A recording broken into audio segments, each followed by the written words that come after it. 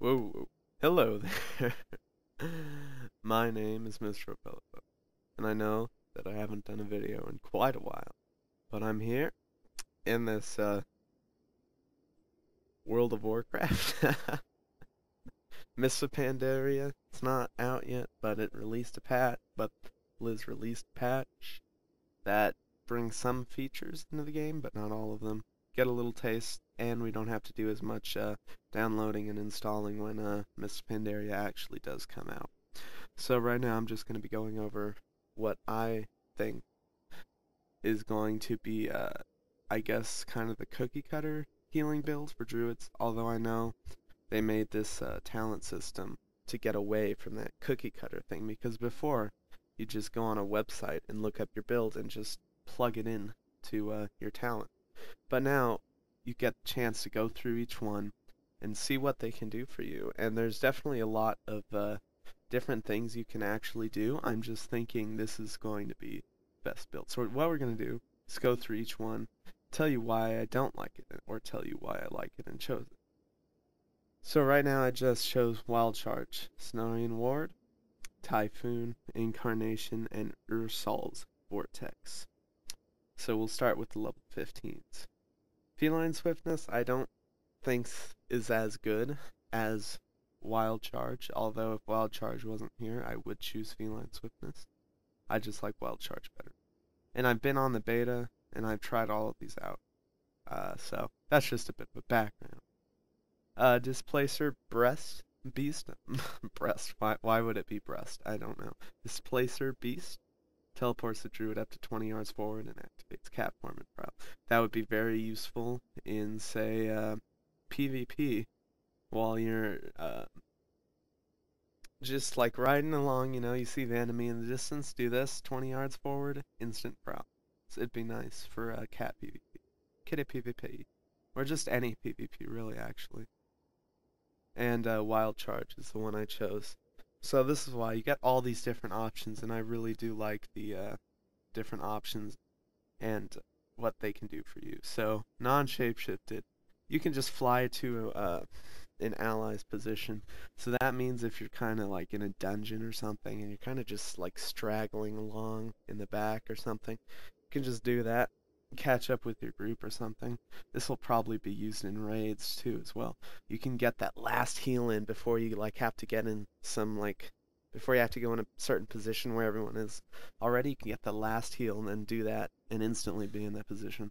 So that's one of the reasons why I like that. Bear form, not gonna use it. Cat form, not gonna use it. Moonkin form, not gonna use it. Healing, but travel form, leap 20 yards. I mean, it doesn't do much. But what I really like is the fly to an ally's position. You also use it to avoid fall damage, so that's really nice. Okay, so for the level 30 talents, Nature Swiftness, this is a tough tree to choose between Nature Swiftness. Does the same thing as last one as Cataclysm. It makes your some of your spells instant, like Healing Touch. Renewal, instantly, this is like the priest, it's like the priest ability. It instantly heals the druid for 30% of maximum health. Now, the reason why, if I had to choose be in between these two, actually, like I said, it's a tough tree. But I chose Cenarian Ward, and I've been doing dungeons in the beta test, and I'm really liking the Cenarian Ward. It protects a friendly target, causing any damage taken to heal the target for 11. By the way, I don't like the commas. For 11,291 every 2 seconds. For 6. It's really nice. I've used it. It is I think it's better because you can use it to save someone's life. They're down at like 10% health. Normally, what you would do, or what I would do, if we're in an emergency situation, I would have to activate Nature Swiftness and then cast and then do the instant cast on Healing Touch. That's 2 spells you have to activate. That's a global cooldown of, I don't know, 1 second, half a second. This is just one spell. It's on a 30-second cooldown compared to a 1-minute cooldown, and you can just use it whenever. I use it when the tank gets to like 60%, 70%, even though they almost never do. Okay, so on to the next tier. This one is more of a utility tier for healing. Not going to be used that much really. Fairy Swarm, don't need that at all. It's really in between Typhoon and Mass Entanglement. It doesn't make a huge difference which one you use. It doesn't make much difference at all, actually.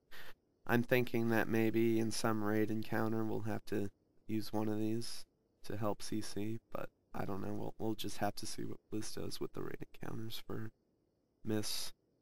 So Typhoon summons a violent typhoon that strikes targets in front of the caster within 30 yards.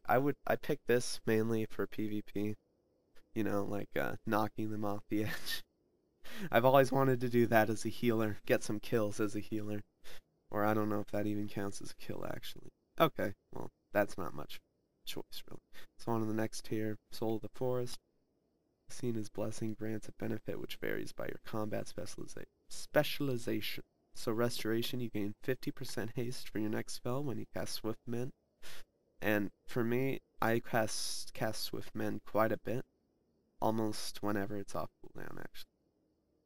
And so, that was really tough not to get that. But then I realized how much I missed. Oh, okay. Yeah. So basically, if you got that though, that's gonna give up your tree stance, tree form. My tree stance. That makes no sense. Your tree of life, which the tree of life form that increases healing done by 15%, increases armor by 120, and enhances a whole bunch of spells. Okay. So that's basically the same as Tree of Life from the last patch. So it's between these two. Force of Nature, that's more of a... I mean, they actually will heal for you. Actually, I forgot about that. But it's not... I think Tree of Life is worth it. Although it's really close, really, you could go for either one of these. It just depends how much you use Swift Mend, I guess. But yeah, I would go with Incarnation, really. And so, the 75 tier, Disoriented Roar. Obviously, you're not gonna really use that too much. I mean, these are more utility as well. You're not gonna use these too much. I'd be Mighty Bash. You're probably almost, unless it's like PvP. But I chose Ursol's Vortex just because of how cool it is. It conjures a vortex of wind at the destination location that reduces the movement speed of all enemies within 8 yards by 50%. The first time an enemy attempts to leave the vortex, winds will pull that enemy back to its center. So basically, if you're in like a PvP, in a battleground or something, an arena, you're trying to get away, or kite him or something, you could plop this down, have him plop it down on top of him. When he first tries to leave, it's going to pull him back in. So that's a lot of time lost by him. It's a really nice thing. Mighty Bash, Stun, and that. Very nice. Now, I'm not actually sure. The last tier, level 90. I'm not sure. I haven't had a chance to try out all these talents in this tree right here. The 90 tree. I'm not sure which one I would go for, although I think I would go for Nature's Vigil. It increases all damage and healing done by 20% for 30 seconds. While activated, all single target healing spells also damage a nearby target for 25%. I don't understand. The healing done on all single target damage spells and abilities also heal a nearby friendly target. I mean, I don't really like the last tier. So Heart of the Wild. So basically you activate this and you can perform a role that you're not spec'd into. It'll give you more stats based on the role opposite of yours. So I think I would get a tank role. I would get or it depends on which form you're in. Sorry, get loss of words right now. But I don't really like that. than Dream of Cenarius. Nourish, Healing Touch, and Regrowth increase the damage done by your next 2 Moonfire. That'd be more of a... But also... So, I mean... Wrath, Starfire, Star Surge, and melee abilities increase healing done by your next healing spell by 30%. So, I mean... I don't know if you're still going to be able to gain mana back from Wrath. And if you are, I think I would actually choose Dream of Cenarius because you'd be wrathing all the time and getting 30% extra heals. All the time, actually. 30 seconds. Yeah, all the time. And this is a 3-minute cooldown. So I think I'd actually go with Dream of Cenarius. So, that has been the healing spec for the Druid. What I expect to be kind of the cookie cutter. Why isn't this activated? Kind of the cookie cutter build, although, like I said earlier, I don't need to repeat it, so there you go.